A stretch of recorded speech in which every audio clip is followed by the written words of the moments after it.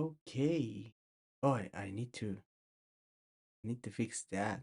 I didn't fix the slideshow, so we'll be doing that real quick here. Should be quick.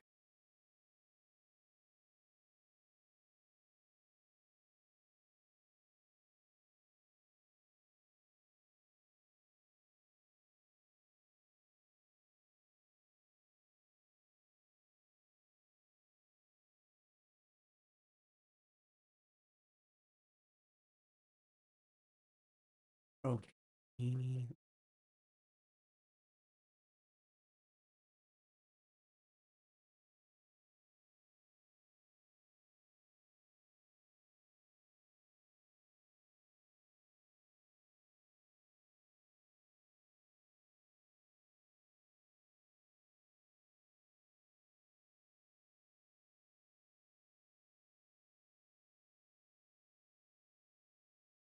Okay, now should be good.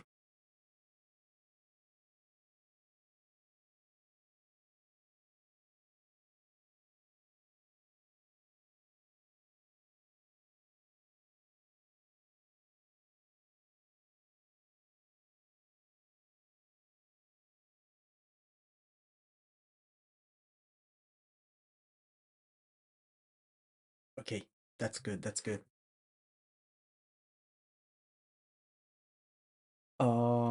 I'm gonna be sharing if anyone is present here. If anyone is there, like, can you let me know if I sound good? Because like I have no return right here.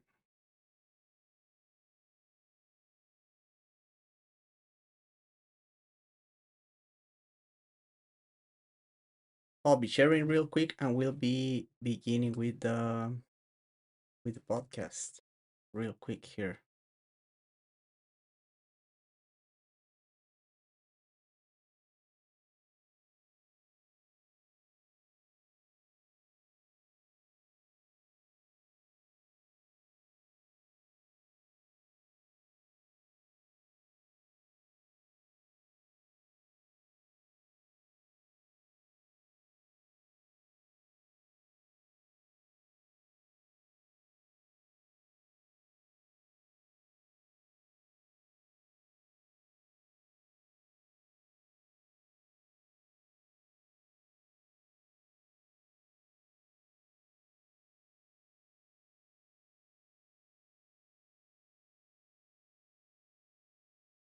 Okay, should be good. Should be good. Hey, Julian. Hey, thank you, man. I appreciate it. Okay, so that said, where do I have my drink, man? Okay, here it is.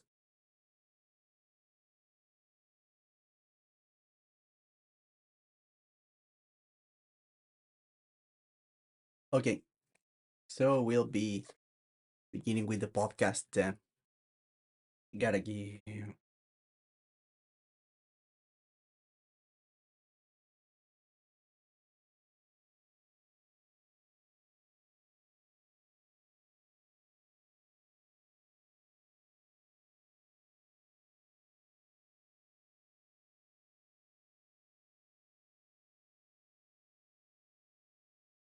Okay, give me a second, and I will be beginning with the podcast right now. What's up, everyone? Welcome to a new episode of the Fall Preview. This is the Fall Preview for UFC 322. This is going down on Madison Square Garden in New York, New York. Uh, or as Aljamain Sterling calls it, like New York Stand from now on. We have 14 fights, and the UFC is bringing a good one this time around. Like, not gonna lie, like, this is not about like hidden gems like other pay per views, like, or like sometimes I say like good matchmaking. This is a very strong lineup of fights. I'm not gonna lie when it comes to this one, man. We have 14 fights. We have two title fights. Both fights involve like a fighter from a lower weight class relinquishing their title and moving up. So this is obviously headlined by Makhachev moving up to welterweight to challenge Della Maddalena in a thrilling bout. And our co-main event involves Zhang Weili against Valentina Shevchenko. In a fight that is clearly for the number one pound for pound woman fighter currently. So it's interesting, man, and we have like good fights all around. This one is very good. I'm not going to be complaining like in other episodes.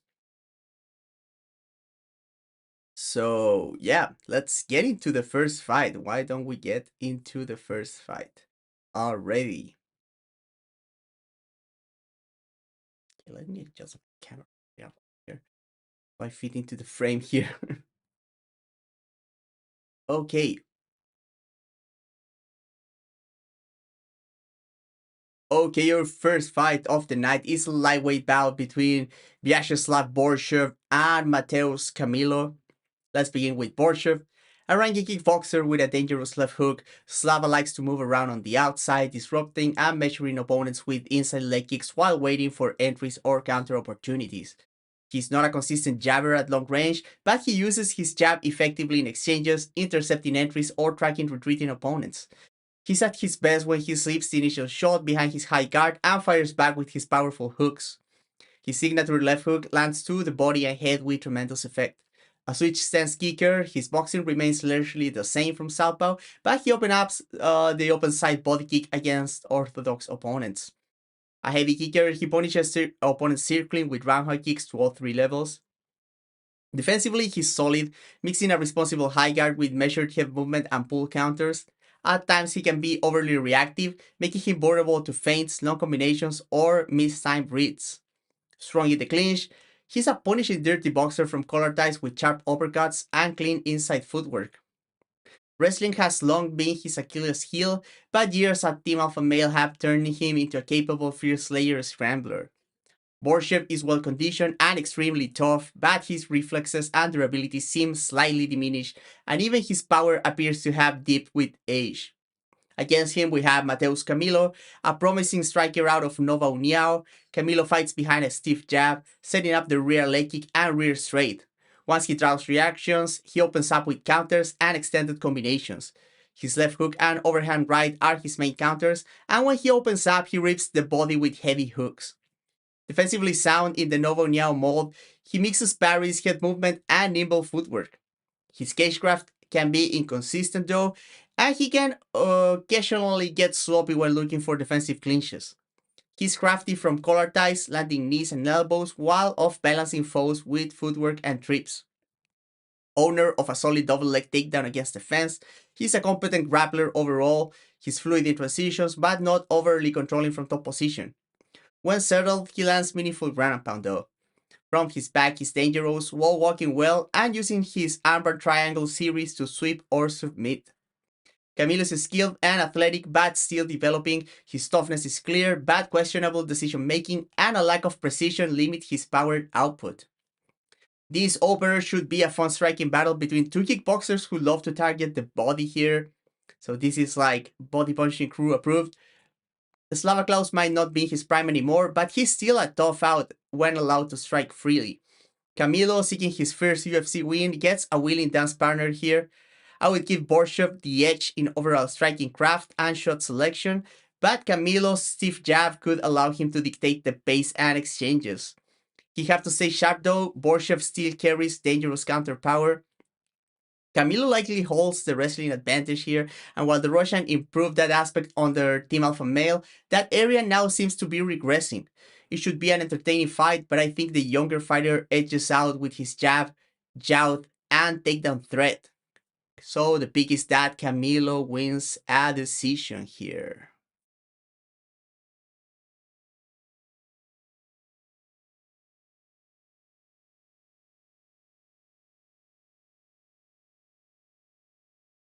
Okay, let me get back to the chat. Okay, we have a few people over here. I like this fight a lot, actually. It's a very solid opener between Borshev and Camilo here. Um, a lot to like, to be honest.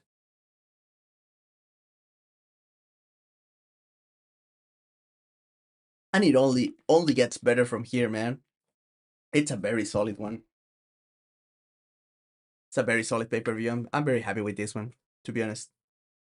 I'm very hyped for this one. I'm excited. Let's get to the next one. Oh, okay.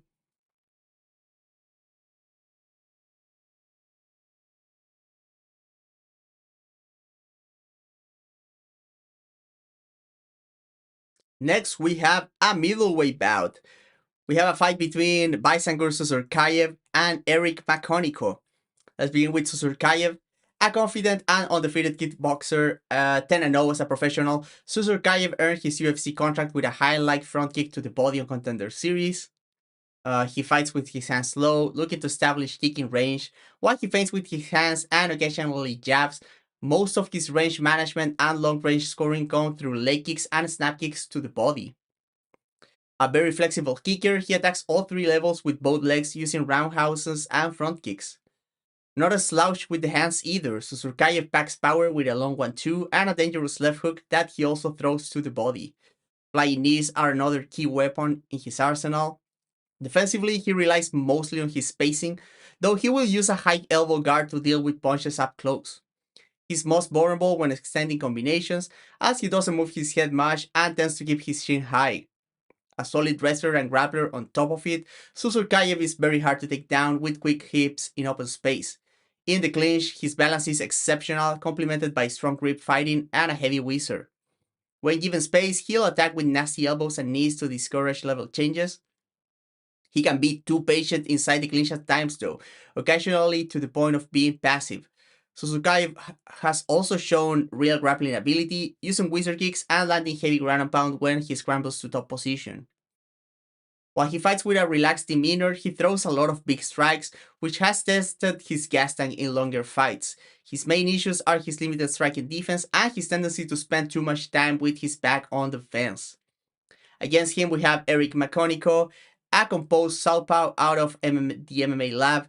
Makhachev applies patient pressure, looking for moments to open up with power shots. His offense revolves around powerful rear side attacks and short tight combinations. His lead hand is versatile, he jabs, hooks, and occasionally sneaks in a long uppercut, a trademark of his gym. He mixes in kick knee and straight overhand changeups from the rear side to keep opponents guessing. His most dangerous one he has an opponent reacting to his feints, as he can punch off his kicks and surprise with sudden bursts. He also excels when he traps opponents against the fence, throwing heavy combinations to the body and head. Beyond his pacing, he uses lateral footwork to bait and proactively clinches to smother offense. Makhachev is a capable wrestler and grappler with solid athleticism. He can stall at times against the cage and lacks volume, but he's effective with trips and throws. From top position, he has solid fundamentals, mixing ground and pound with submission threats, and is especially dangerous from the back.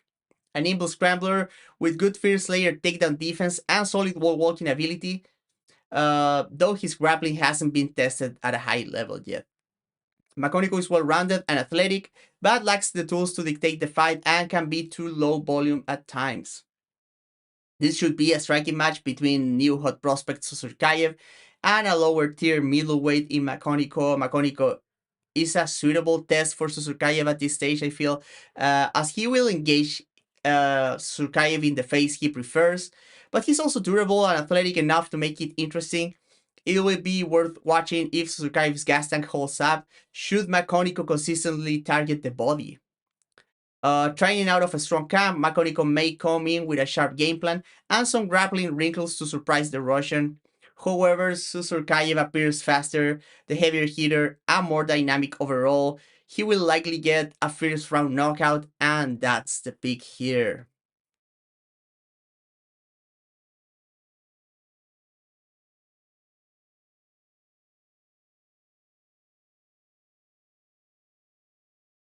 Hey, Plisken. We were kinda we were kinda thrashing Susurkayev when we were watching live, do you remember? We were liking the other dude. But yeah, Suzuki, I'm not like a fan, but I cannot deny that he's going to be in a lot of fun fights. Like, he fights like a maniac, man.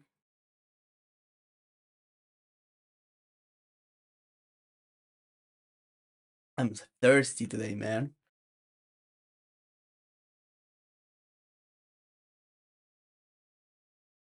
Okay, let's move to the next one then. Yeah, the bro is a dog, man.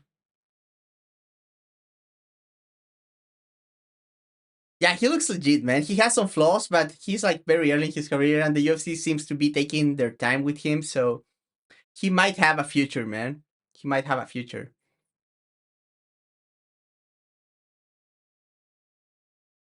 Okay, let's move to the next one. Oh, this one is fire, man. This one is going to be our women's MMA banger in the prelims for sure.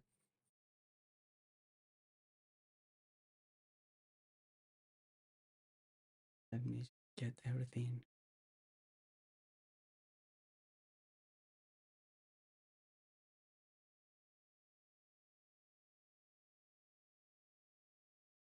We have a strawweight bout next as Angela Hill faces off against Fatima Klein.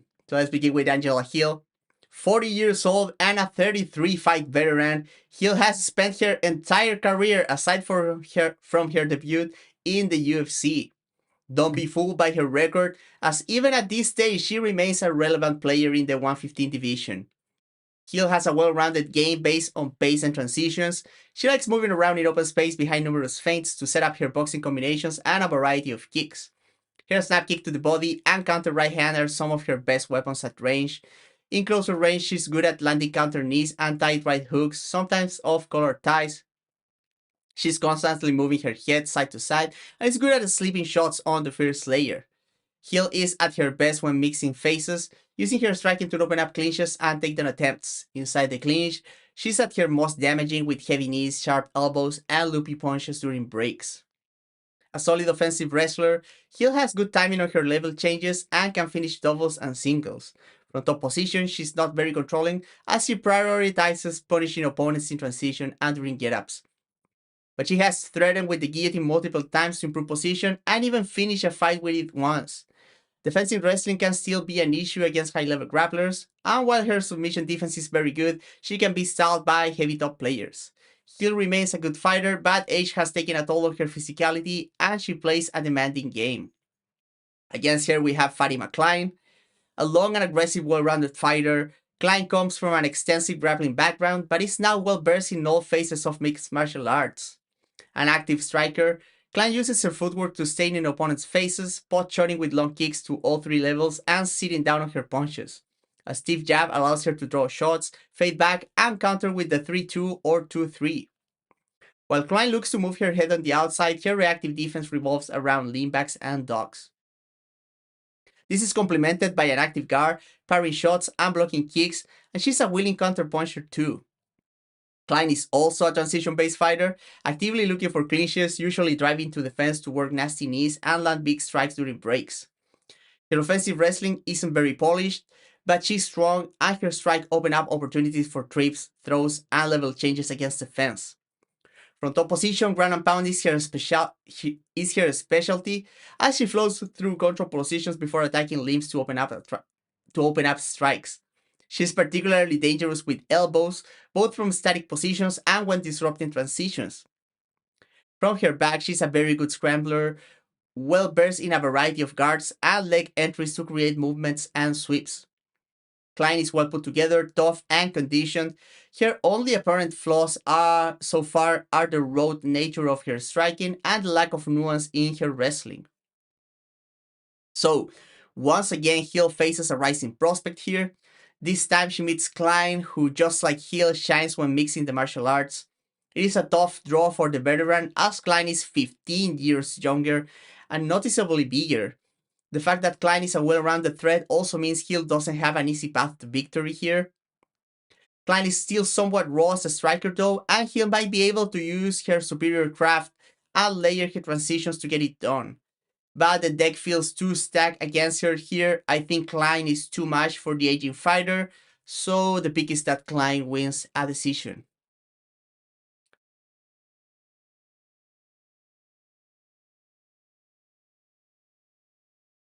Yeah, this one This one is going to go hard, Plisken, man. You gotta be there for this one, man. If you're not there, it's not going to be good, man. The bangers are only good. The women's MMA bangers are only good when both of us are present, man. That's the tradition.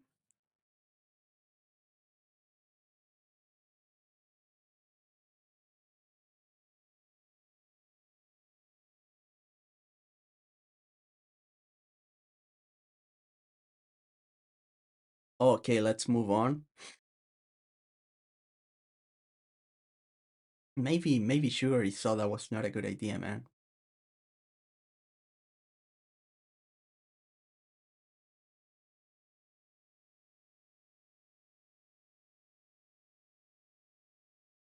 What is next?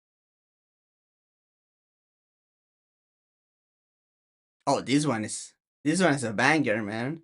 This is bad matchmaking, but this is a banger.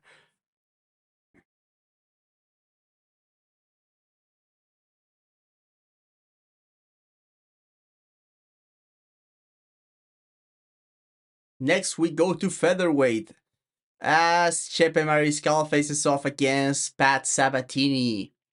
Let's begin with Chepe. A well-rounded a well-rounded former judoka, Mariscal has an offbeat quality to his striking in a good way. He likes to operate in open space, setting up offense with feints and throwaways, looking for big shots in the form of loopy punches and snappy kicks. He's flexible with his approach, able to execute any combination of pressure, outfighting, and leaving countering to varying degrees of proficiency. He's good at adapting to reactions and can extend combinations on the fly, attacking all three levels.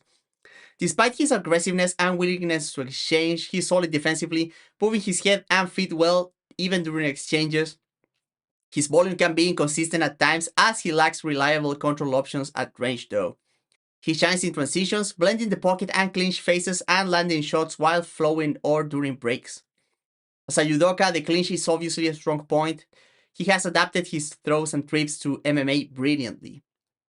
His transition savvy also shows up on the ground where he's very good at blending ground and pound with rights and punishing get-ups with big strikes.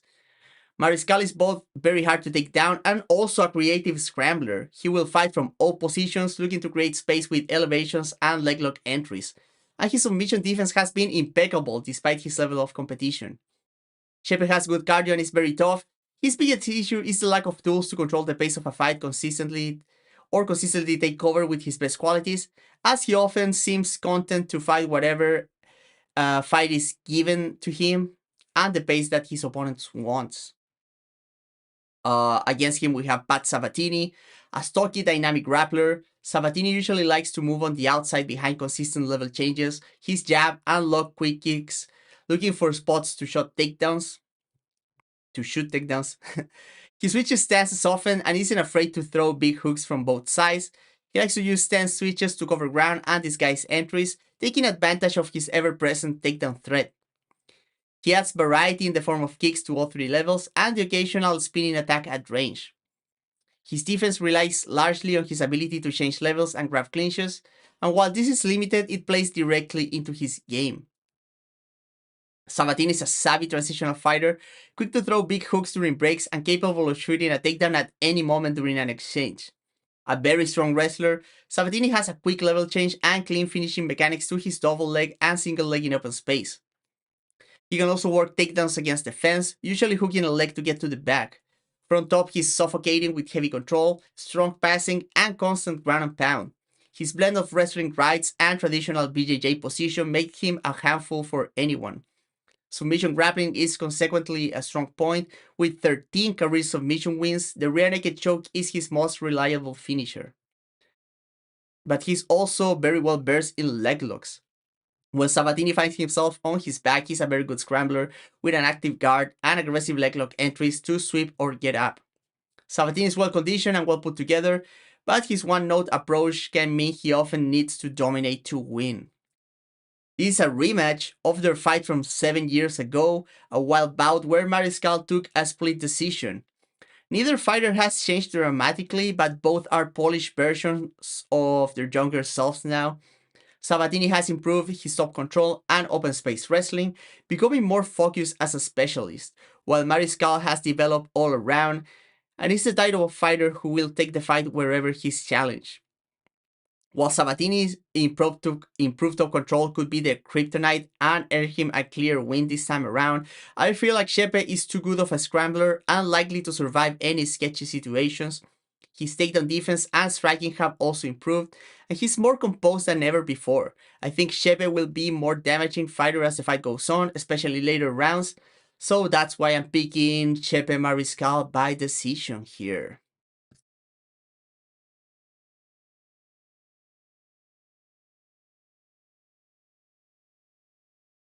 Hustle Bones. I'm Chilean actually, man. I'm from Chile. My first language is Spanish. So you were close. You were pretty close, dog, but not quite. By the way, I don't know if if your name is a reference to the Death Grip song, but that song fucking rules, man. Hey, alégale, ahí sí, weón. Connor, my dude. Jasmine champion run starts now, man. Hustle Bones is so good, man. It's so good. She lost to Manon on purpose just to take the title from her later, man. You just wait. Chile, the best South American country. Ah, man, I'm not exactly patriotic, so I'm not going to go to bat for Chile here. I appreciate the comments, guys.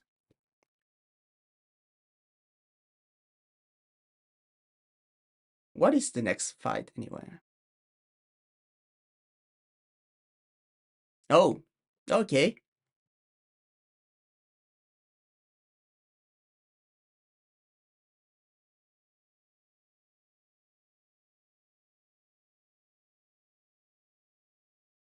And now we go to middleweight as we have a fight between Gerard Meerschaert and Kyle Daukaus. So let's begin with Meerschaert. A veteran of 57 fights, Meerschaert is a southpaw BJJ specialist. On the feet, he fights well behind the 1-2 and a very heavy left kick that he throws to the body and legs. Despite his plodding footwork, he moves well on the outside and can move opponents into shots, finding counter lefts and a wide right hook. When controlling the initiative, he's effective at leaning back and pivoting to avoid offense, but his reactions and mechanics can fall apart when pushed back with long combinations. Meerschaert is also decently strong in the clinch and can surprise with wide hooks and elbows during breaks. He can surprise with react takedowns when moving opponents into shots, and he can also find trips inside the clinch. While solid defending takedowns for the most part, he can be surprised in open space when being set up with strikes. He can also get reverse going for takedowns inside the clinch. From top position, he has very good control and passing, help with damaging ground and pound. He's an opportunistic submission threat from basically any position on the mat, with his guillotine and rear naked choke being his most trustworthy finishers. From his back, he's good at creating movement and finding sweeps, with his deep half game being of note. Age has become a factor for Meerschaert, whose lack of speed has been further affected by his reaction time. Cardio has also been hit and miss in the later part of his career. Against him, we have Kyle Daukaus, a long southpaw grappler. It seems like Daukaus has polished his game since his first UFC run. He plays a composed southpaw game on the field with an active jab. He selects his targets well based on his angles and throws with good form without compromising his stance. Head kicks and punching off kicks are of note, and he has surprisingly fast hands from up close. His defense relies on spacing and blocking. He remains responsibly, but it can kill his momentum, though he has improved his first layer slips and parries. Level changes into clinches offer another layer of defense and connect him to his A game. Daukaus is dangerous inside the clinch, using his long frame to land knees and elbows, and has a good eye for strikes during breaks. He has a variety of takedowns to his disposal, but his most reliable one is his double leg against the fence, usually grinding to connect his long arms. Top position is where Daukaus shines, as he feeds his opponents on a steady diet of ground and pound while working passes with solid control. Submissions are his bread and butter, with the rear naked choke and the darts being his finishing moves. That's why he's the darts knight, right? He can be a bit too keen on jumping into front headlocks, chokes, conceding top position though, and his sweep-based get-up game can be on the slow side. Doggo's durability and conditioning are right above average, but he's very tough mentally. Striking defense and at times decision making are his notable flaws. This is pretty much a mirror match between long southpaw grapplers. Douglas is 5 years younger than GM3 and is riding the momentum of a knockout against Michel Pereira. On the flip side, Meerschaert is on a rough 3-fight losing streak, as it seems like age is finally catching up to the Killcliff product. He still carries power, and the slow-footed Douglas is probably a more forgiving matchup than some of the later ones. And if the Dark Knight is willing to pull a guard with front headlocks chokes, he might find himself in a world of trouble here. GM3 is more than capable of top gaming his younger version here and inflict damage doing so, but I think the youth, coupled with the close stance matchup favoring Douglas, will be too much to overcome for the veteran. I think that Douglas wins a decision here.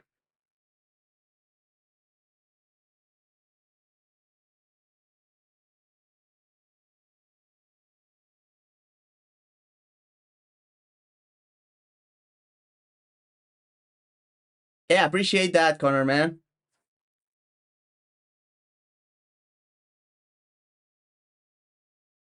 Yeah, hey, James Kendrick, what's up, man? I'm doing fine, man. Glad to have you here. GM3 retires after this one? I don't know, man. I haven't heard him talk about retirement, but he's probably getting cut from the UFC if he loses here, man. Which sucks because I always liked Jaromir Shirt, to be honest, man. And he follows me on Twitter, so I gotta like him. But yeah, man, it's getting rough for him.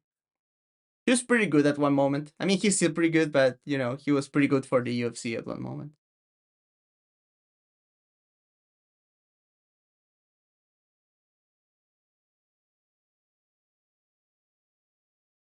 He's sick, but he's unk. Yeah, exactly, man, exactly. Age catches up with everyone, man. It sucks. Okay, banger here, banger.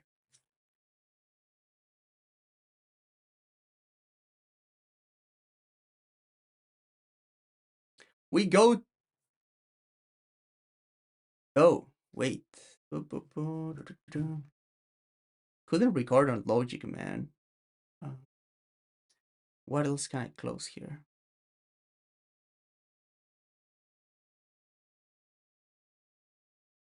Close this.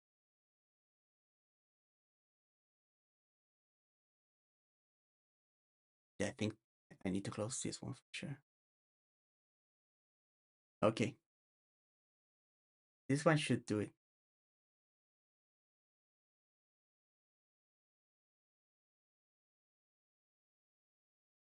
No, no, no, no, no. Oh man, no. Oh wait, I recovered everything.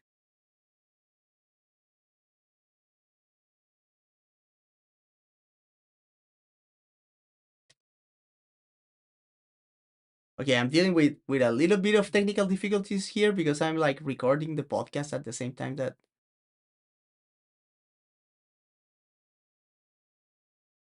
I'm trying to delete something here.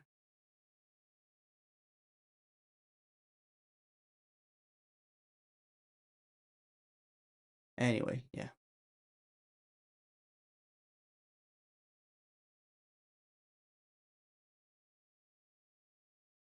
We move to bantamweight for our next fight.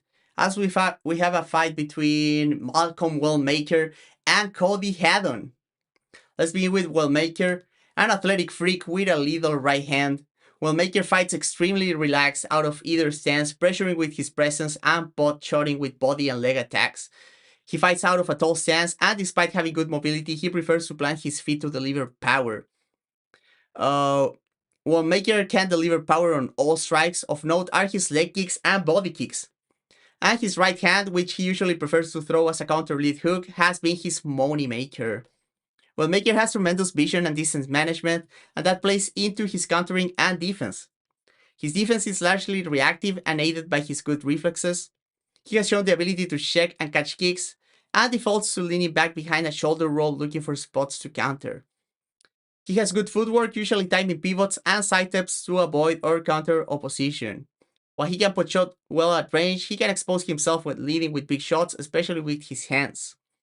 While Maker is physically strong and looks to have a well put together clinching and grappling game, he doesn't have the wow factor that he has with his striking, but he's athletic, composed, and has solid fundamentals.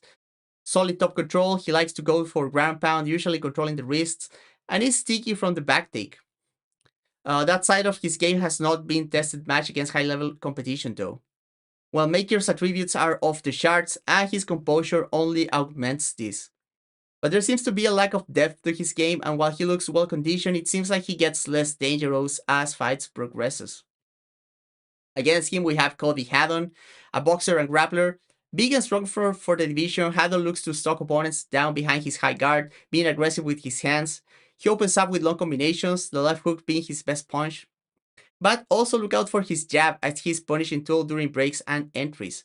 The ability to switch stances, kicks decently well, and vary his targets and shot selection allows him to string together volume against the cage without being predictable. His bodywork and uppercut are notable in this sense as they give him attrition damage and the ability to punish reactions. He's at his best when he gets consistent pressure to let go with his hands against the fence. And he has very good eyes inside the pocket, which allow him to evade or roll with a lot of shots. We got a point though that he relies on proactivity for defense and can be open for counters during entries or when extending combinations past a certain point. A strong wrestler, Haddon is physically strong in the clinch and well versed in transitions, finding grips well and mixing strikes in between and during breaks. He's a crafty scrambler and mad wrestler with heavy hips. From top position, he uses ground pound well to open up positions, with the rear naked choke being his submission of choice. Conditioning and toughness are some of his best qualities, and he has tremendous ability to fight tired. Haddon has decent pop but can lack a wow factor to take over fights. He can get carried away with offense, but he makes up for it with pace and grit. Rising Well Maker meets fellow Contender Series product Cody Haddon here. This looks like a classic destroyer versus builder fight using the terms of my boy Dan Tom. Well, Maker is a monster, especially early, as his vision, accuracy, and power make him an imminent threat. He does well in the in-between to make those finishing instances happen. Haddon, for his part, is an aggressive boxer from the get-go, and is not afraid to exchange early, but he gets better as fights go on, as he uses his long combinations and good shot selection. In the case of any grappling taking place, I think Maker is more dynamic and can make stuff happen, but I give the overall grappling edge to Haddon here. It feels like Haddon needs to take Maker to deep waters to win this one. He will be in danger early, especially with the way he opens up with his combinations. I wouldn't be surprised to see another Maker round 1 KO, but I think that Haddon survives the early storm and rallies to win a decision with his more nuanced game.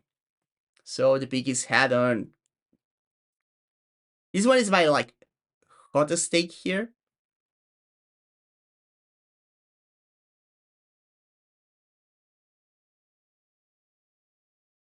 Okay.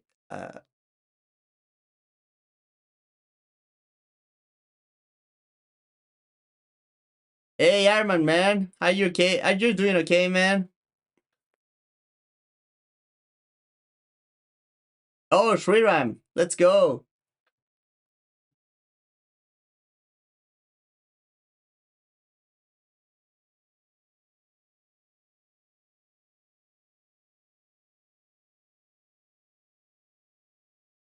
Tony Valoni, we have.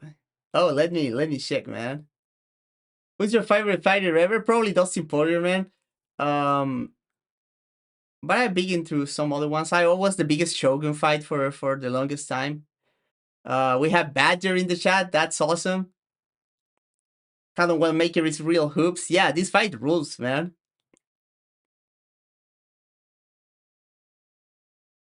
Arrived just in time to watch French's computer crash.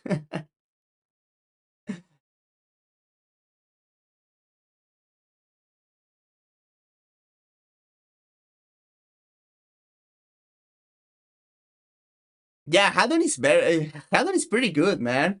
If it goes long, I think Haddon is going to take it. That's why I'm picking him, man.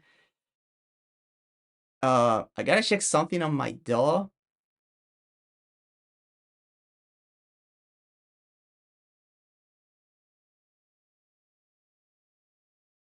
Okay, what's going on here? Like legit, what's going on here?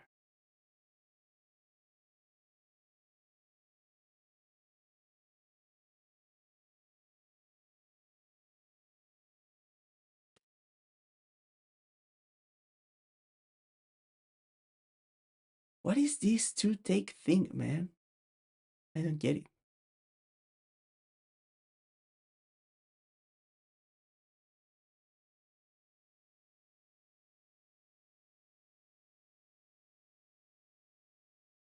And this is weird, man. My jaw is acting weird here. Anyway, let's move on to the next one. And what is the next one, by the way?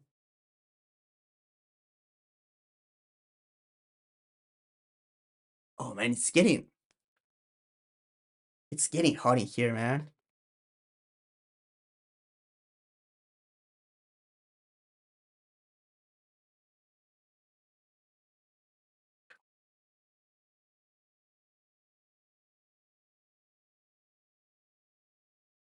Yeah, man, I gotta do the alt commentaries for sure, man.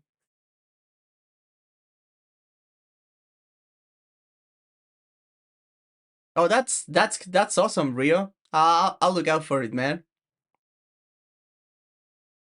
Anyway, let's get into the next one, which is oh yeah, I like this one, man. Might not be a great fight, maybe in the practice, but I'm excited about it anyway.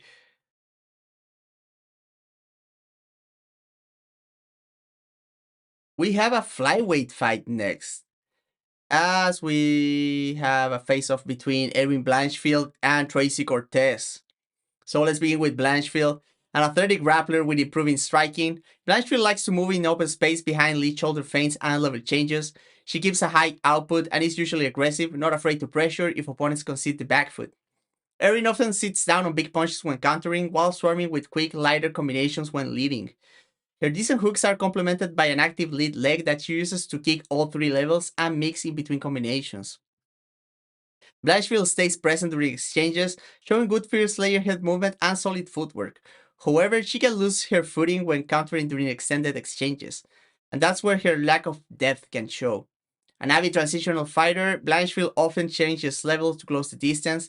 Her level change isn't especially deep, but her timing and composure let her shoot from strong positions. She finishes most takedowns inside the clinch, climbing after the initial shot, though she can complete open space doubles if given the chance. If her takedowns are defended, she's quick to attack with knees from collar ties or elbows and big punches during breaks. She has a versatile clinch game, but her bread and butter is the polished throw or hip throw variations against the fence. Her top control is the A side of her game. She combines tremendous control with fluid transitions. She's a strong passer, favors the crucifix, and is a solid back taker in scrambles. She has wins via rear naked choke, guillotine, and arm attacks. Blanchfield is athletic, well conditioned, and knows how to win fights, but her lack of depth in striking and wrestling can hold her back when forced to stay standing. Against her, we have Tracy Cortez, an athletic, compact wrestle boxer. Cortez has shown steady striking improvement over her last few fights. Good boxing fundamentals and sharp awareness during exchanges let her capitalize on her natural pop and takedown threat. She attacks with short combinations, entering off feints or leg kicks, and looks to angle off once she's done. Her right hand carries the most authority, but she consistently closes the door with the left hook at the end of combinations. Her footwork is solid, she circles well, and occasionally gives southpaw looks for entries.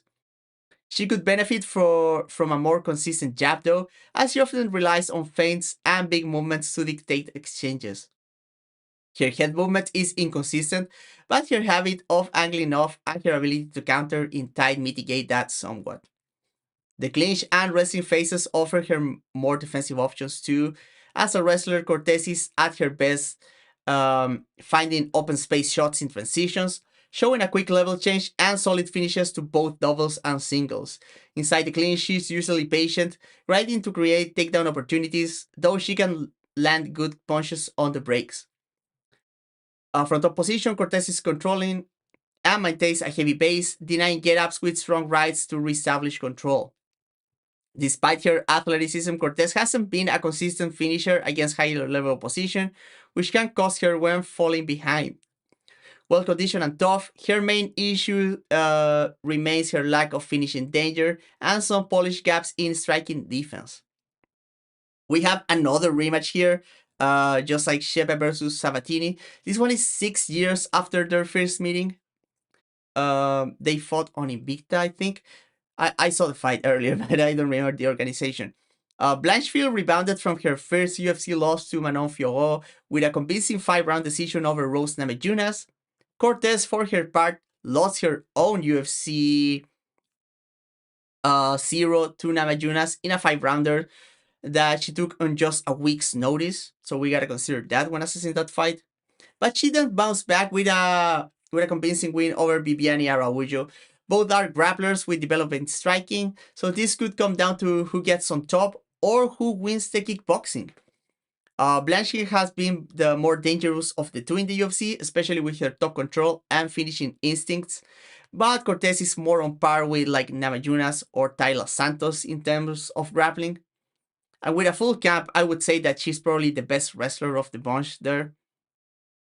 I feel Cortez has key advantages here in her more polished boxing and stronger fundamental wrestling, but Blanchfield is more likely to push the pace and keep finding ways to create momentum.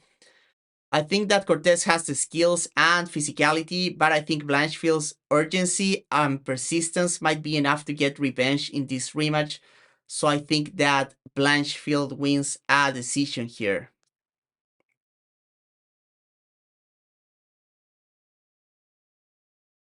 Okay, let's get back to the chat.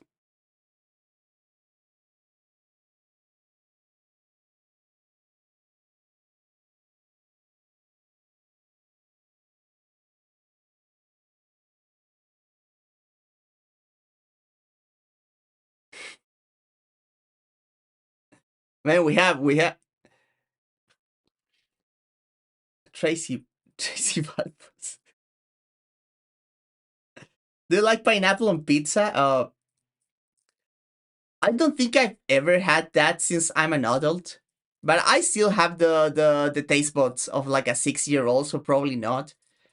And I like bittersweet stuff usually, but I don't know. I don't like fruits most of the time, man. So I'm probably not a big fan of pineapple on pizza. I'm more of a like a pepperoni pizza myself.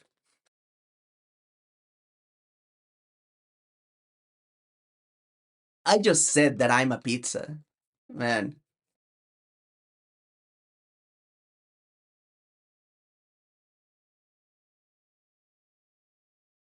Yeah, I feel like Tracy is like the like technically the better striker here for sure. But even on the feet, I feel like Erin is like more aggressive, like kind of like wants it more, and that can do a lot. I feel, man.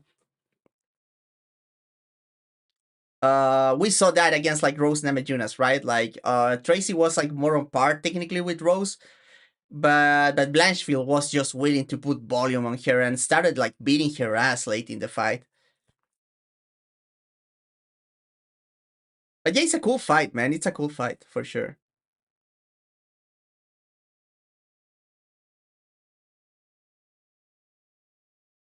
Alright, okay.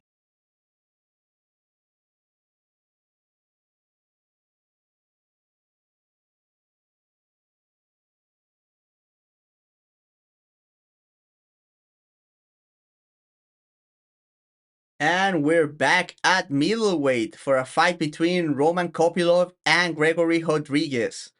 So Kopylov, a southpaw kickboxer that likes to operate in open space behind a stiff jab.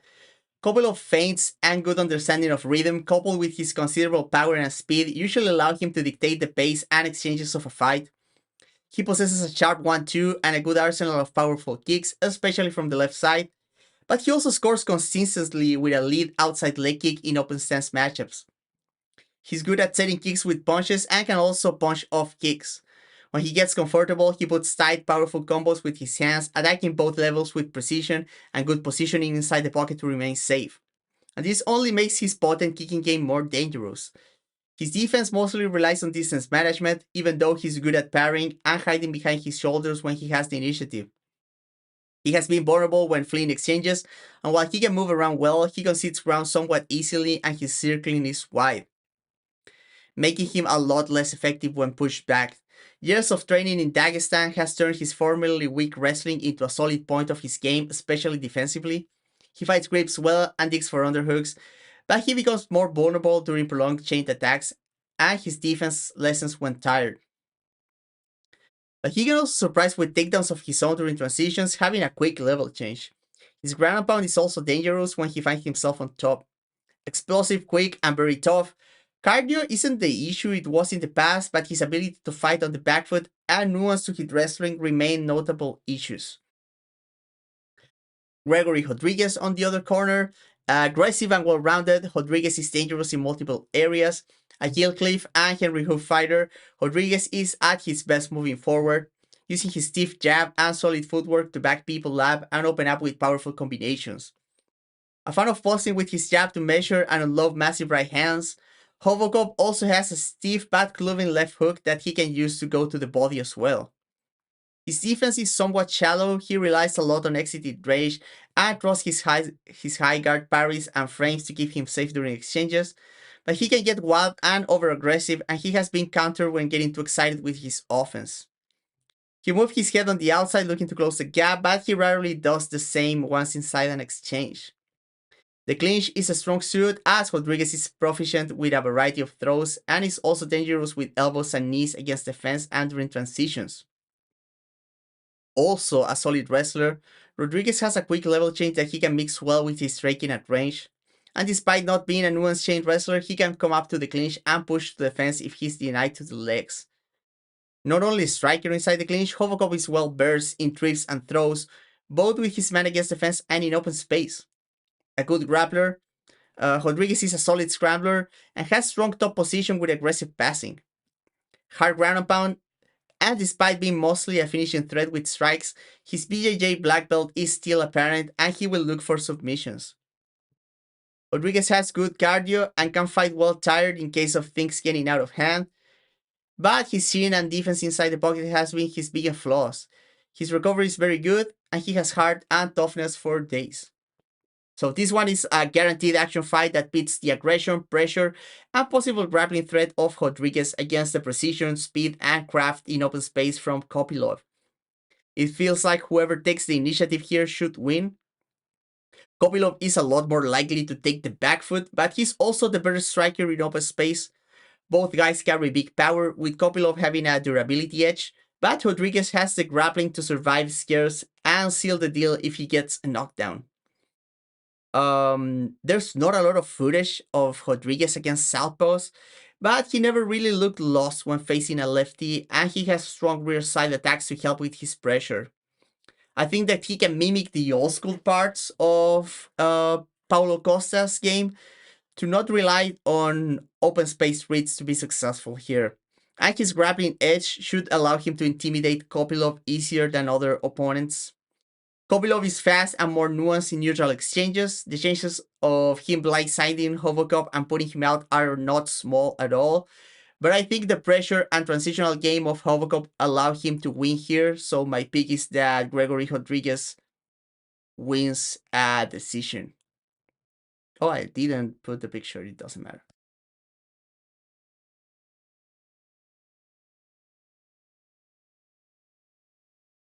Let me get to... I'm a Kopylov and Rodrigues enjoyer. Sadly, this does not mean either guy is good. I mean, I think they're pretty good. They're not like elite, but they're like a level below. They're like good fighters.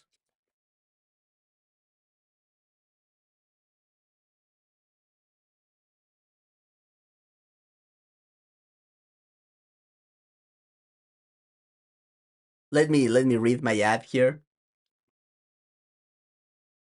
real quick.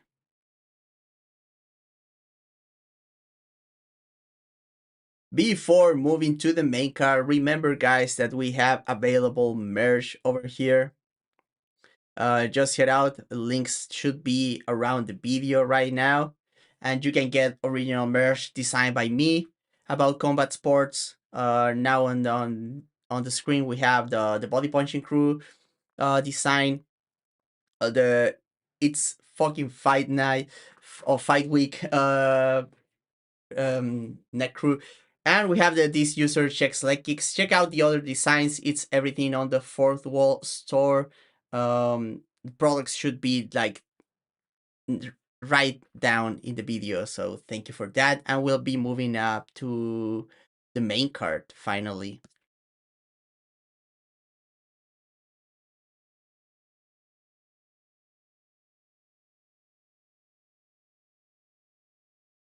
Bo Nickel, I think that's considered main card here. At least what I have in. Oh, they moved them down to the they're the future bout of the prelims. Yeah, I forgot about that, man. But I do have the analysis. Don't worry about that.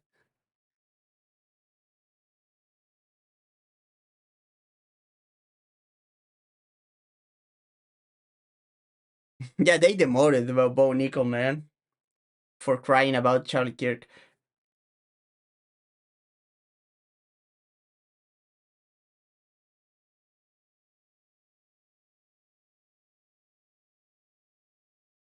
Do I have the picture here?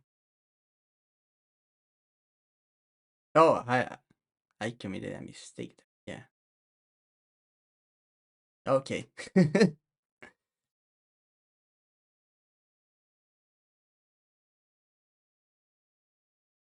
Okay, I was wrong because we still have one bout on the prelims. We have our featured bout of the prelims, and we stay at middleweight division because we have a fight between Bo Nickel and Rodolfo Vieira. So let's begin with Nickal. Very good athlete, a prodigious wrestler who has adapted impressively to submission grappling so far. Nickal looks like at least a competent striker on the feet with big power and good sense of timing and distance.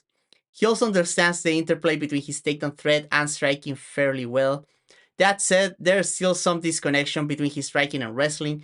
His entries haven't looked especially clean yet.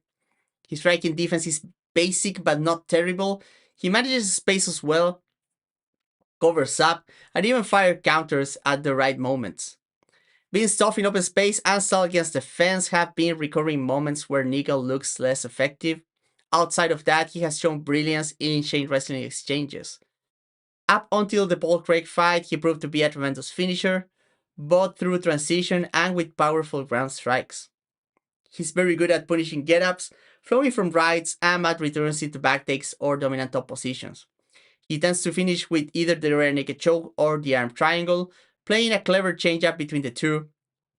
His limitations and lack of depth became apparent against Paul Craig and Rainer the Reader.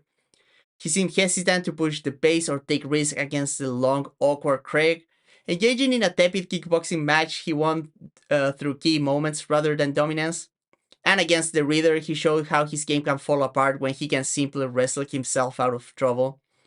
More concerningly, he revealed a level of fragility we hadn't seen before, wielding under body shots. Nickal still has great attributes, but his cardio and toughness are now legitimate question marks against elite opposition.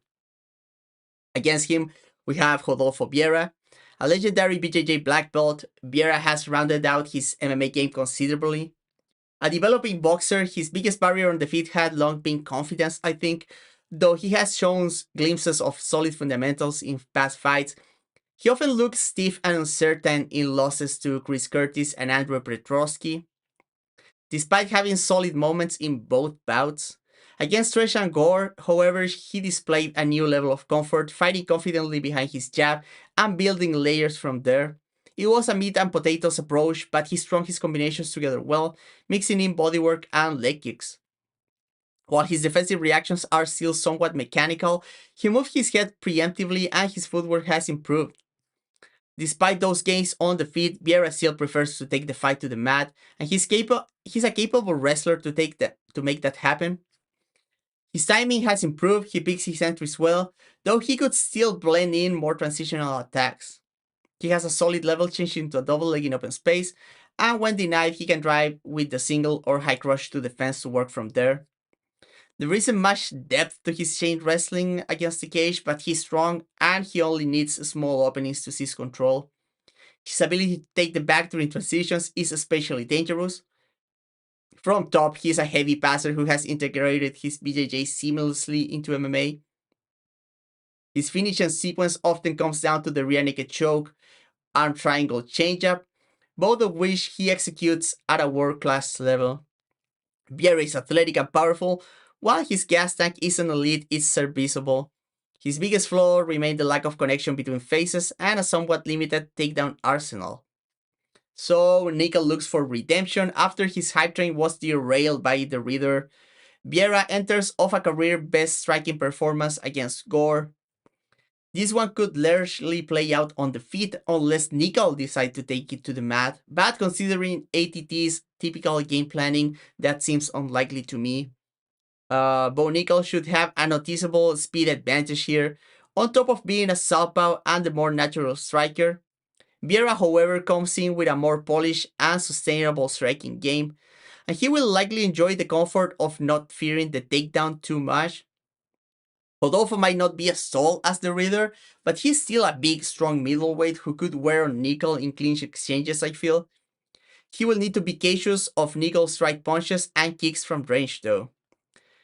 It is a risky, like near coin flip fight in my opinion, but I think that Vieira can keep his composure and gradually take over as the bout progresses, using his boxing and size to edge it. So I'm taking the risk, and I think that Rodolfo Vieira wins a decision.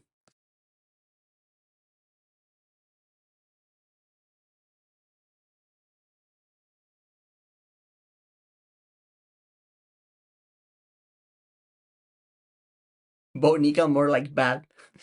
Not even bad Nickal, like just bad.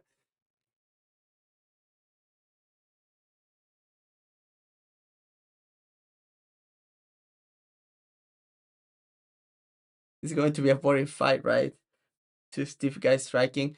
It could be interesting. It could be fun. I mean, if Bonical starts getting his ass kicked, I'm never going to say that that's a boring fight.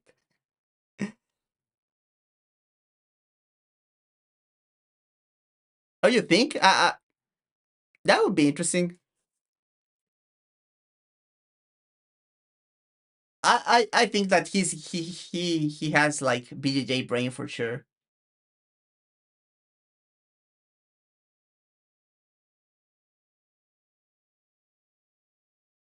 I mean, he didn't take down like Paul Craig, and it's not like he was like winning that fight. Like if he didn't land like a big kick on that, he didn't like a good punch on that third round, he loses that fight.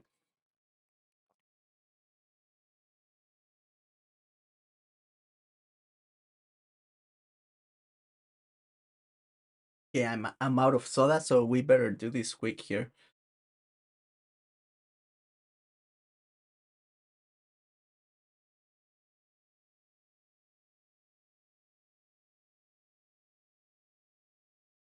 And now we get to the main card for real. We have a lightweight bout between Beneil Dariush and um Benoît Saint Denis.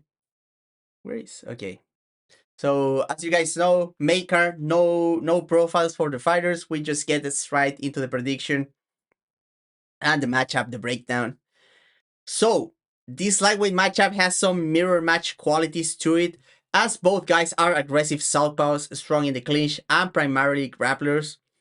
The veteran Dariush has long been defined by his awkward mechanics, but there's a lot of craft behind his game in all areas. And while he's capable of hurting and finishing opponents on the feet and inside the clinch, his grappling remains his A game, among the best in the division. He's also a tremendous defensive grappler, having completely shut down Gamrot's game and reversing the only takedown Oliveira managed on him. He's coming off a win against Renato Moicano, who dominated the Frenchman on the ground during the first round of their encounter. Denis entered this one after a victory over high prospect Mauricio Hufi, a fight where he showed some newfound composure on the feet, I think. But it was still a matchup where he could do what he always does, pressure his man to the cage with open side body kicks, attacking the clinch, hunt for takedowns. This time he finds himself in a completely different dynamic, as this is a close stance matchup, and grappling Dariush is anything but easy. In fact, Saint-Denis might want to be careful about ending up on his back, as Dariush is an underrated offensive wrestler. The Frenchman does come in as the younger fighter, bringing physicality and pace to the table. He might not have access to some of his usual tactics against a fellow southpaw, but the shorter range could play to his advantage here.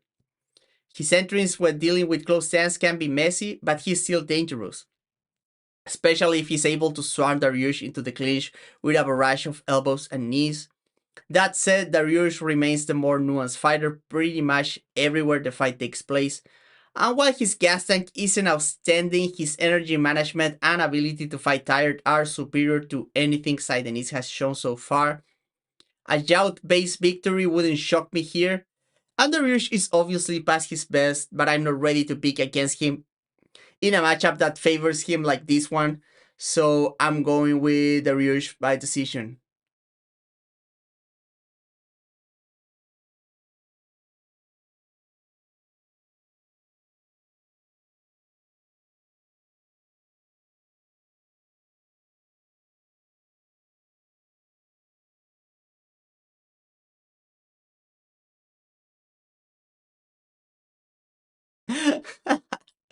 Oh, that's awesome, man.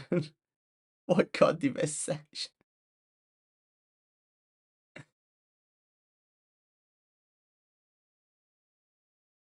Man, I think like I gotta pick Dariush based on the analysis, but it's like super likely that he's like just going to like get kicked in the head or something, man. Or like elbow inside the clinch. But yeah, like watching tape, I feel like yeah, Dariush should cook this, man.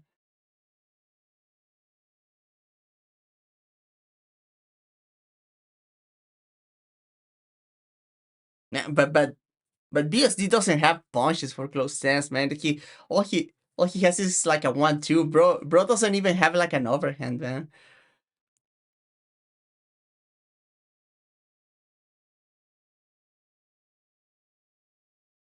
Okay.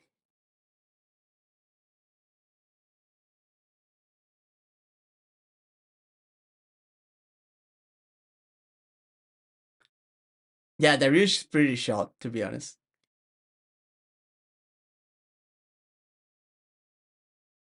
Now we have the first of three welterweight matchups in the main card, as we have a very interesting fight between Leon Edwards and Carlos Prates.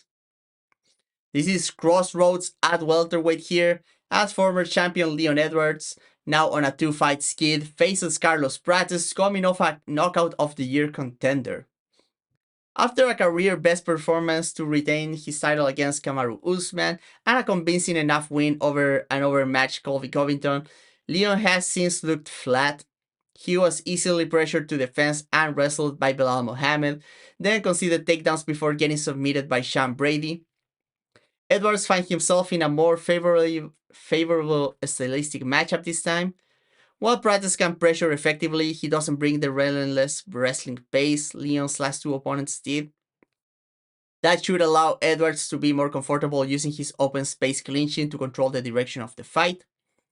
This is a close tense matchup between southpaws, just like the previous fight, something Leon has seen before against Colby, Covington, Nate Diaz, and the switch hitting Kamaru Usman.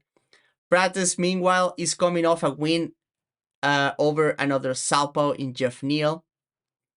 Edward himself switches stances often and will likely give Prates different looks throughout the fight. And Leon also appears to have the grappling edge here and the takedown ability to make it count. That said, Prates has been notoriously difficult to take down in his UFC run. The only fighter to do it was Ian Machado Gary, in what was a flat showing overall for Prates. The good news for Prates from that fight is that he proved not only a sturdy wrestler, but also strong at scrambling up when grounded. The bad news is that Leon is skill-wise more similar to Gary than to any of Prates' other opponents. Edwards doesn't have the same ease moving on the outside as the Irishman did, which was key to frustrating Prates to be fair. But he does have the feints and shot selection to hopefully, for him, mute the Brazilian's initiative and volume. The concern for Leon is his own tendency to be low output, which makes it risky to try and edge slow rounds against a huge hitter here, especially one who can generate power with a variety of weapons. Prates is also dangerous and damaging inside the clinch, an area where Edwards usually thrives. It's a very intriguing matchup with both men bringing tools the other might struggle with. On paper, Edwards still has the skill and athleticism to beat anyone, including Prates, but this isn't a free win even if he looks sharp here. Given his confidence issues and Prates' momentum, plus the lessons learned from the Gary fight, I lean toward the Brazilian here. I'm picking Prates to get a second round knockout.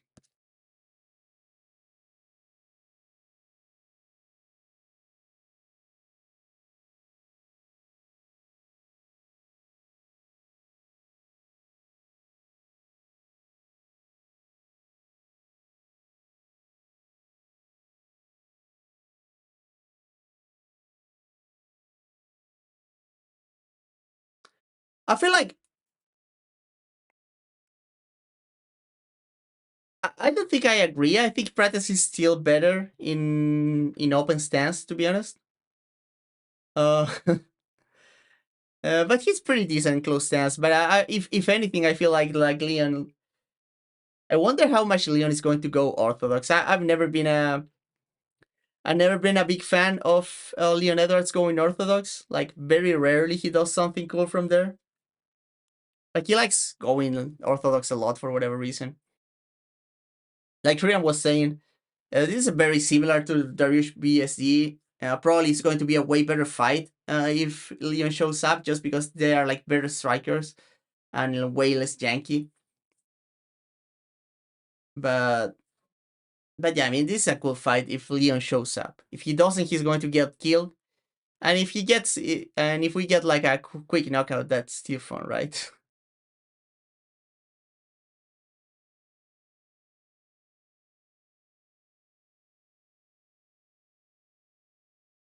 And we stay at welterweight for the next one. We have a fight between Sean Brady and Michael Morales. So we've got another classic striker versus grappler matchup here as young phenom Michael Morales faces off against Sean Brady.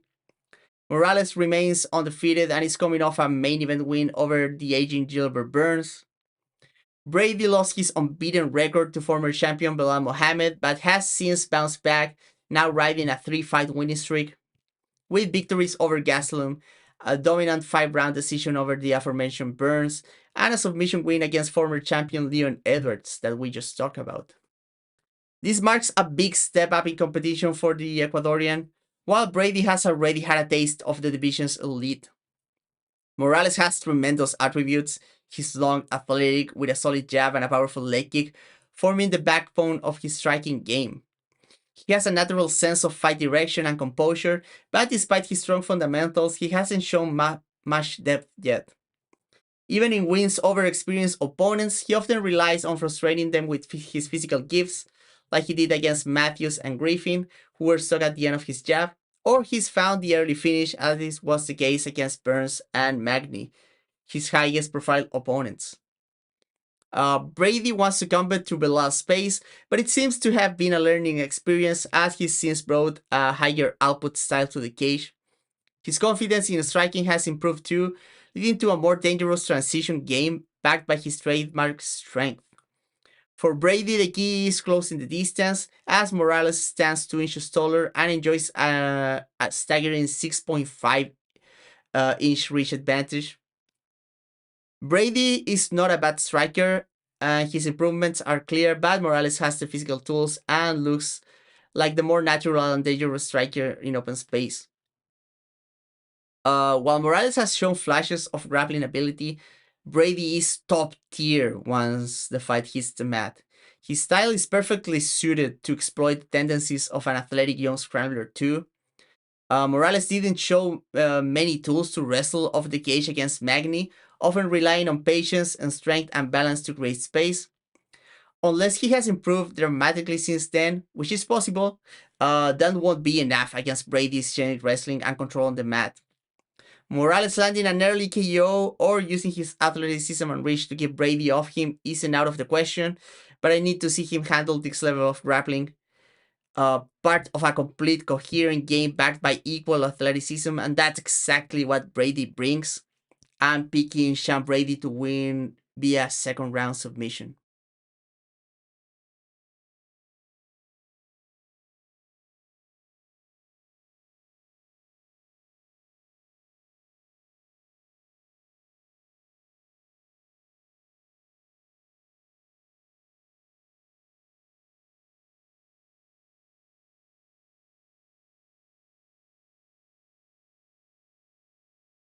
It would be just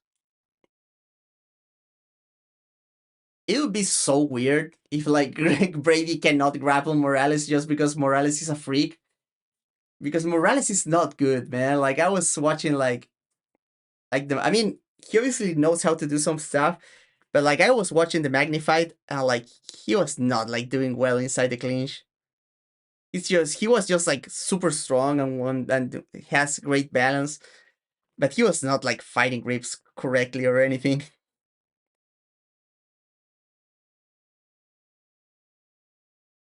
Okay, we're in co-main event time already.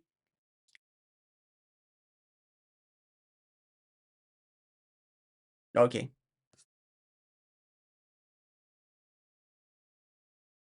And with that, we get to our co-main event. Zhang Weili moves up to Flyweight to challenge Valentina Shevchenko. This is the first of two championship fights featuring a challenger coming up as a former champion from the division below. Weili is on a dominant run, coming off an impressive victory over Tatiana Suarez, where she overcame early adversity to take over. Valentina looked like she was losing a step in her trilogy against Alexa Grasso, but she actually improved as the fights went on, and she reasserted her dominance by beating rising contender Manon Fiorot in a standout performance.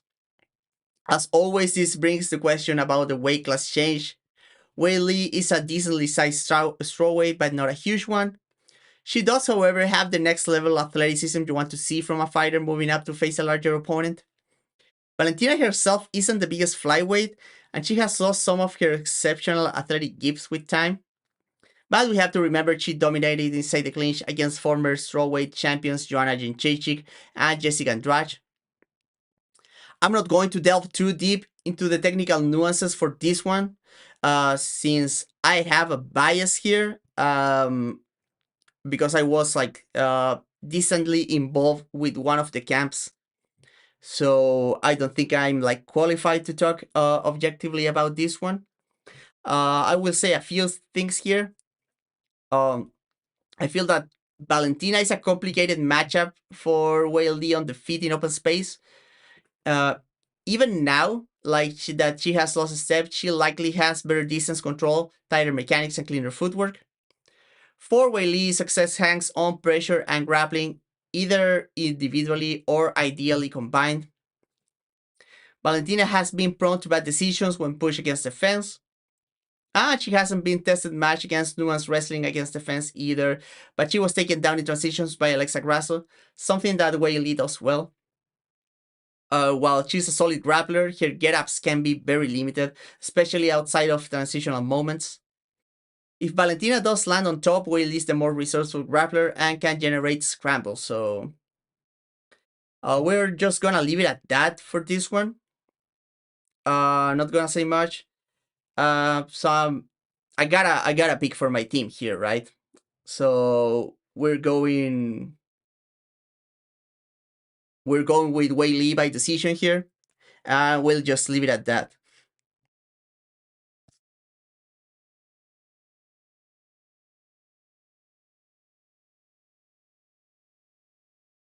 Actually, Valentina knows Spanish. Like she Uh, she knows Spanish well because she lived in Peru for a long time.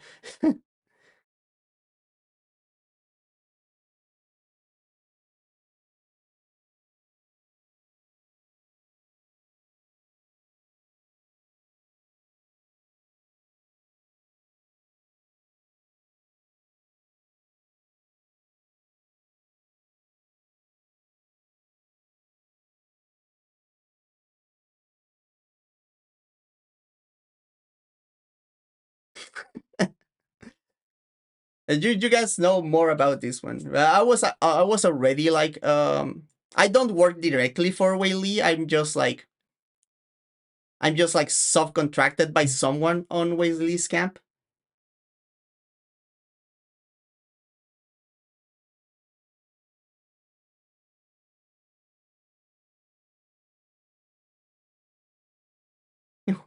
What is even that comment, man?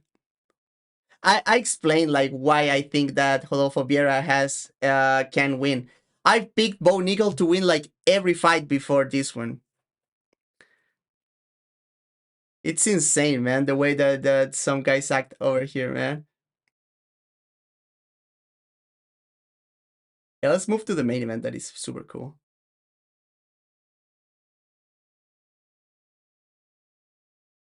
And it's like there's a big difference between like I think there's a big difference between like not liking the politics of a fighter and actually working for a fighter. Like come on, dude. Both of these are not the same. It's not because I'm a fan, man.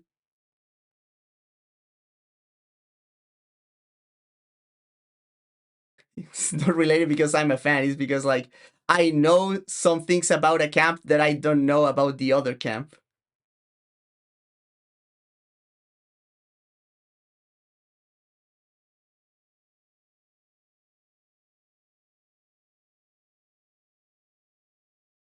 I don't like I don't like the politics of any fighter, man. Does bro think that Rodolfo Vieira is like some kind of like left wing guy?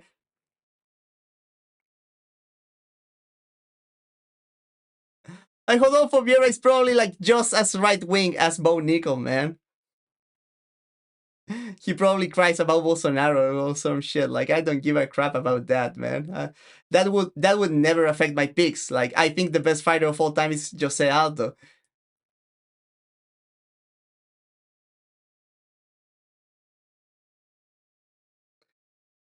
Like if I let my politics like dictate which fighters are better, like I would not like Aldo at all. I'm not even like a huge Aldo fan either. I just think he's the best, like objectively.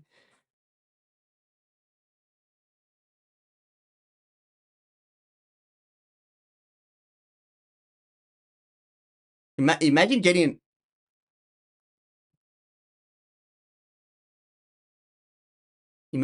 triggered about a Charlie Kirk comment though, man.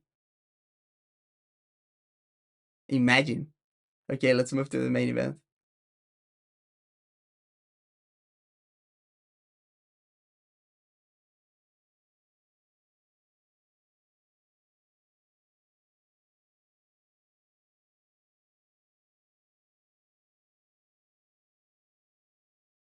And with that, we get to our main event, the biggest fight of the night.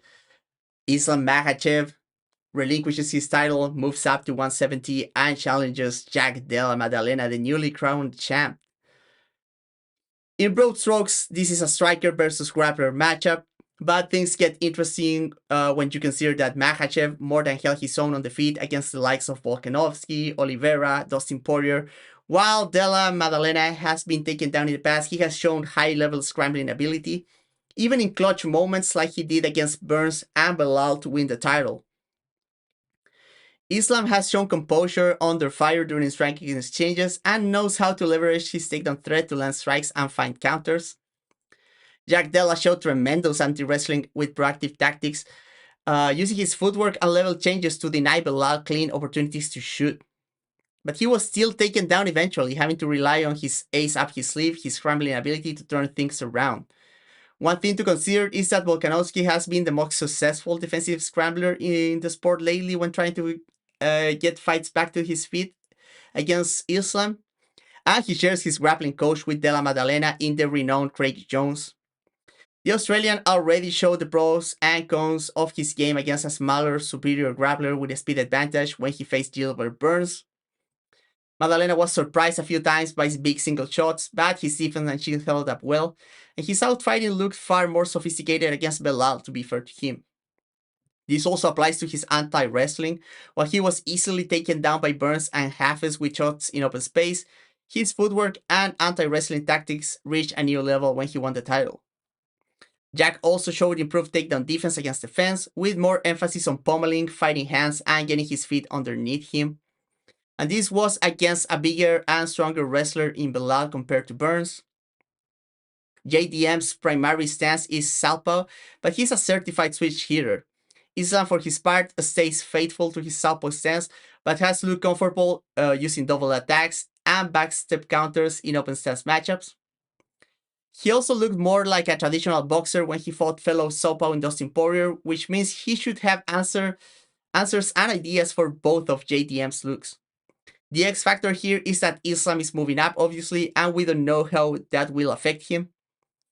JDM is more than a decently sized welterweight and is likely to have a size advantage over Makhachev, who was on the larger side of lightweight. The rumor is that Islam put on a good amount of size moving up, but we don't know how that affects his speed and stamina. Some fighters get faster with extra muscle and get a relative power bump in the heavy division, but others get weighted down by the new mass.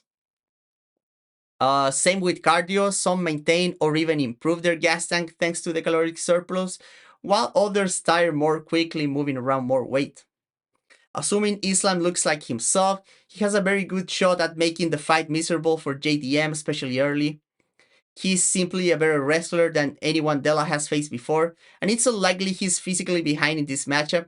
On the other hand, Jack brings a style on the feet that can be problematic for the Dagestani, with his nuanced footwork and control of the initiative, not to mention the serious power of the Australian. Islam has struggled with body shots in the past, but he has been consistent in countering them. But Jack Della is a more natural body puncher than either Poirier or Volkanovski, and he's also the longer fighter here. That is likely to bother Makhachev, who is used to, at worst, having leg parity. Here he faces the 1-inch taller Maddalena with a 2.5 reach advantage, owner of very straight punches and a punishing front kick to the body. Oh my god, my notes app is dying. Yep, I lost my notes.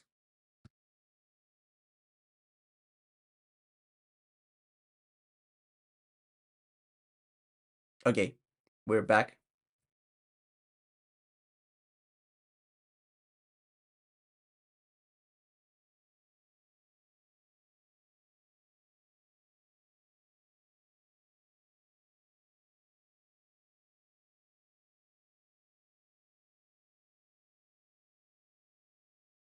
Okay, I'll continue from the part that I was left off because I lost my notes.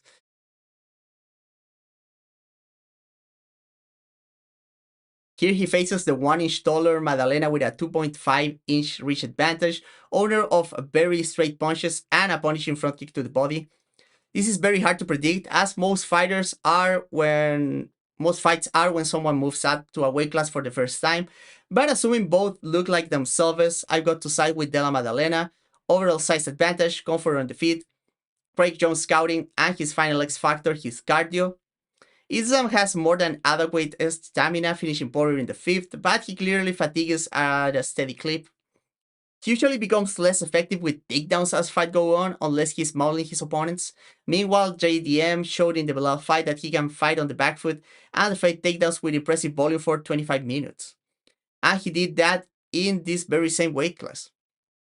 Islam might find success early, probably putting JDM in very bad positions, but I think the Australian takes over late to win a decision, and that's my final pick here.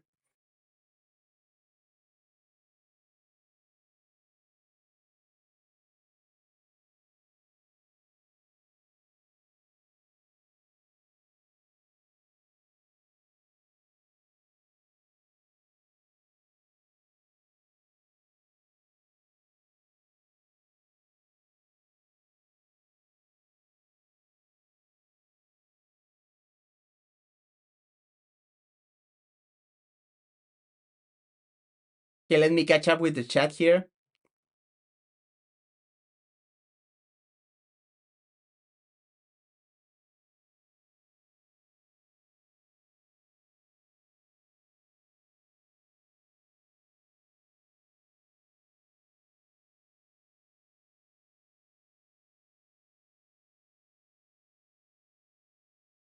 Hey, Dan Albert, my dude.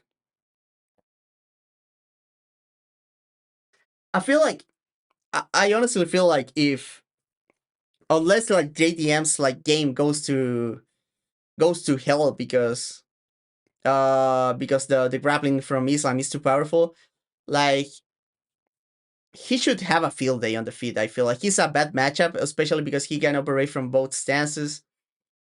Islam is a bit raw defensively, and like the thing that you need to like punish those like road reactions on the back foot is like long combinations, and Jack Della is currently like the best like combination puncher in the sport. So if he puts like 5 7 punch combinations against Islam, he's going to connect for sure.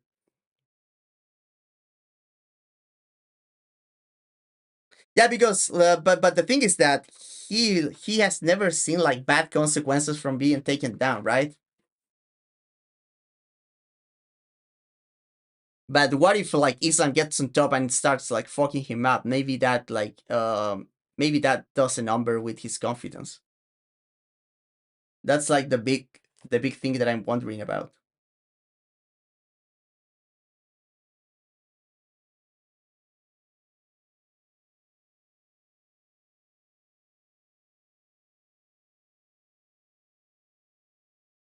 The other thing is that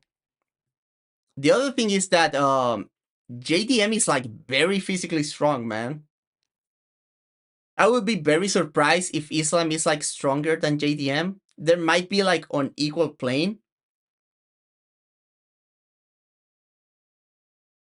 but I don't think that is if Islam like takes Jack down easily, it's going to be because of like a technique. But JDM is like a horse, man. We saw that like when he wizards kick, he's so strong. We saw that against like Gilbert Burns and Belal Mohammed, who are like physically strong. Belal especially, like champion Belal Mohammed, very strong dude. And he was not liking the clinches against JDM, man. Yeah, like you can tell that he felt the strength there.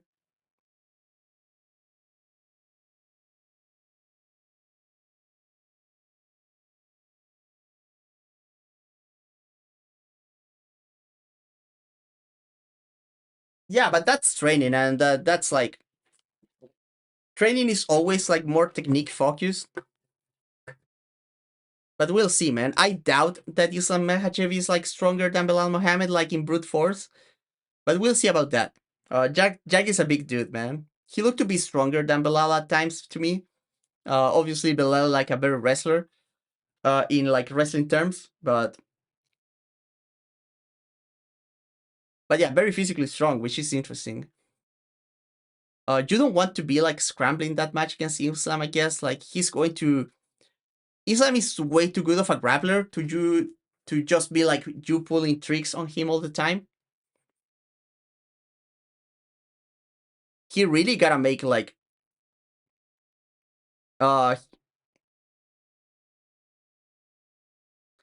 he really gotta make the scrambles count. But that's one thing that Jack Della does very well, right? Like he gets back to his feet and he goes crazy at people. He just strikes super hard, and I feel like he really needs that, man. Man, Jack Della really looks like Connor in some of the posters, man. It's kind of crazy, man. In the official poster, like Jack Della looks just like Connor. I wonder if they did that on purpose, but it's kind of crazy.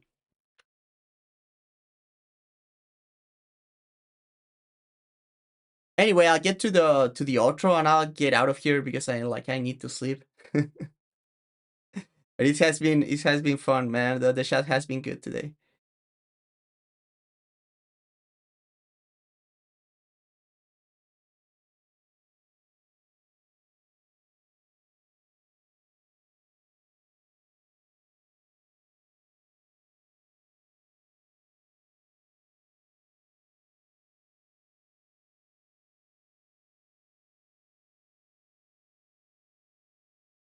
You mean size parity or like the size they are? Because I see if it's the size they are, like obviously John Jones kills him, but I think John Jones kind of bad for McGregor, even if they're the same size, to be honest.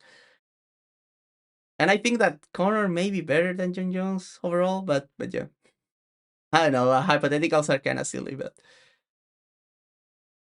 let me open up here.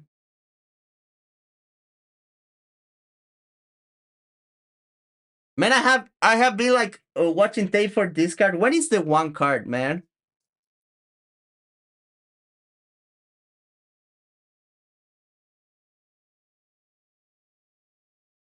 If the one card is not on Friday, like I probably going to watch it, man. But if it's like Friday night, like no way, because like it's my mom's birthday. So yeah, no, not available that day.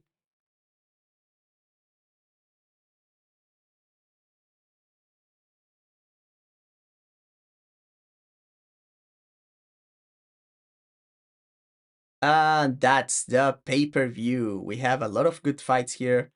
Let's do super quick recap here.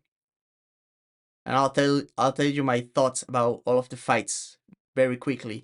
The opener is Vyacheslav Borshev against Mateus Camilo. I think that Camilo is going to be like the younger fighter.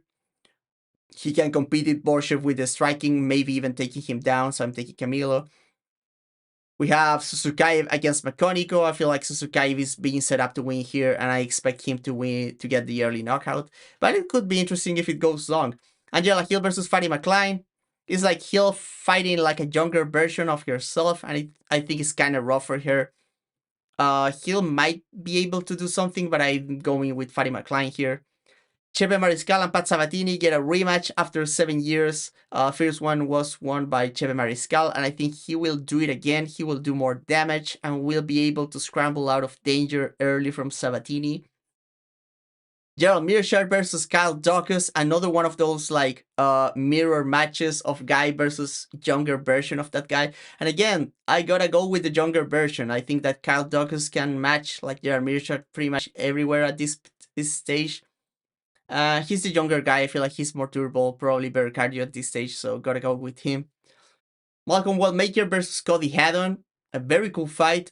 Wellmaker obviously the favorite to win with the first round knockout, but I'm taking the risk. I'm saying that Cody Haddon is going to take over here as the fight goes on, and I'm picking him. Erin Blanchfield versus Tracy Cortez. Maybe a stiff kickboxing match on the feet, maybe cool scrambles. Also a rematch. This one 6 years after the fact. I think that Blanchfield just fights harder and just going to win on volume here against Tracy. We have Kopylov versus Gregory Rodrigues. A very cool action fight at middleweight. I think that Rodrigues could die on the first round for sure, but if he pressures, I think this is his fight to win. He can mix the takedowns, he can put Kopylov against the fence, and he kind of falls apart. So for sure, I'm picking Hovokop here. We have Bo Nickal against Rodolfo Vieira. This one feels very close. Would be very interesting to see if they grapple, but I don't think they are going to grapple. Bo Nickal is obviously like way faster, a more natural striker than Rodolfo. Another one that Bo Nickal has like a big chance of like winning early, easy. But if it goes long, I've been liking the striking developments of Vieira. I'm taking the risk here. I know it's not a popular pick, but I'm picking Rodolfo here. Another one of those like mirror matches in Beneil Dariush versus Benoît and Denis, but I'm picking the older guy this time around. I just think that he's a lot more crafty everywhere. If he loses, it's because he's old, but I feel like Beneil Dariush a better fighter than Benoît and Denis. Leon Edwards versus Carlos Prates. We have like Southpaw versus Southpaw violence here. I don't like Leon's headspace right now. I don't know if he can overcome that. And I feel like Prates is not an easy matchup, even if Leon Edwards shows up in good form. So I'm going to go with Prates' second round knockout. Champ Brady versus Morales. Morales has never shown anything to me that tells me that he can deal with the level of like chain wrestling transitions, and especially the top game of Champ Brady. Gotta pick the known quality here. Gotta pick Champ Brady. Shevchenko versus Weili Zhang. I'm going with Weili. Gotta support the team. And the main event, Della versus Makhachev. very interesting fight, one of the coolest fight that you can make in the sport right now. Uh, a lot of unknowns, of course, because Islam is moving up. So I'm thinking that Jack Della will be able to scramble and take over as the fight goes longer. So good fights here. The opener is like the hidden gem here, like the fight that no one is talking about, and it's actually a very good fight. Borgia versus Camilo. Obviously, Chepe versus Pat Sabatini is crazy. Angela Hill versus Fatima Klein is going to be probably action packed. Well, Merker versus Haddon is like the sleeper hit of the night for sure. Kopylov Rodrigues, action guaranteed. Dariush versus Denis is going to be ugly, but it's going to be action packed for sure. And then you have like the big fights. So yeah, that's the pay per view. Is this a good one? I think so, man. I think this is a very good pay per view. I support it, and that's my thoughts overall, man. So yeah, thank you guys as always for catching me. This concludes the recorded part of the podcast, and I'll catch you guys on the next one. Remember to join for the fight companion. We're going to have fun this Saturday, man. Catch you guys later, guys. Bye. Okay, let me catch up with the chat right here before leaving for real.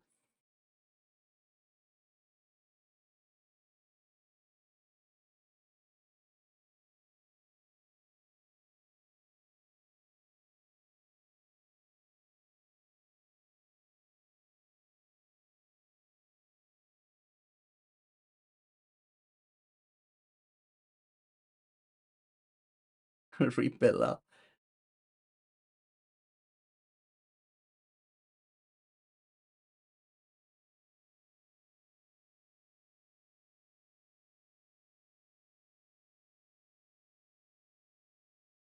I mean, I thought that I feel like Dustin looked like crap on the feet against Islam. To be honest, that's nowhere. He looked good defending takedowns. I don't know how he did that. Because he looked very athletic defending takedowns, but his striking looked pretty bad. To be honest, like that did not look like the Dustin Poirier that outboxed McGregor. But and there was like a very yeah, that was a very old Dustin Poirier, man. He still won a round, maybe two. Dustin needed to pull guillotine on that last single leg, and he would be world champion right now. Anyway, guys, yeah, we'll leave it at that. Thank you as always for joining the podcast. Hope you guys enjoyed it. I'll be posting a more polished version of this when I edit the thing that I recorded. Hopefully, it's usable. Thank you as always for joining, guys, and I catch you on the next one. I hope you guys join me for the fight companion on Saturday. I will see about that, man. Uh, peace.